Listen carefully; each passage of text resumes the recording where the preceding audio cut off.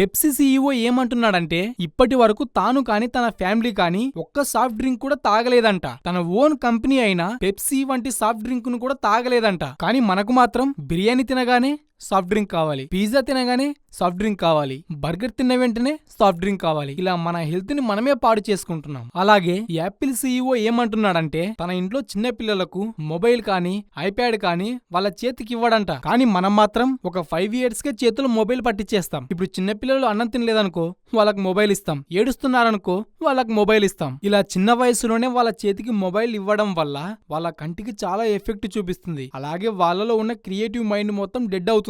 అందుకే ఇప్పుడు జనరేషన్ లో చాలా మంది చిన్న పిల్లలకు సైట్ వస్తుంది. వీళ్ళు క్రియేట్ చేసిన ఫుడ్ ని, యాప్స్ ని, సాఫ్ట్ డ్రింక్స్ ని, మొబైల్స్ ని వాళ్ళే యూజ్ చేయడానికి చాలా భయపడతారు. ఎందుకంటే అది మన లైఫ్ కు చాలా డేంజర్ కాబట్టి, వాళ్ళకి అది తెలుసు కాబట్టి. కానీ మనం మాత్రం మనకు అన్నీ తెలిసినా మనం దీన్ని వాడుతూనే ఉంటాం.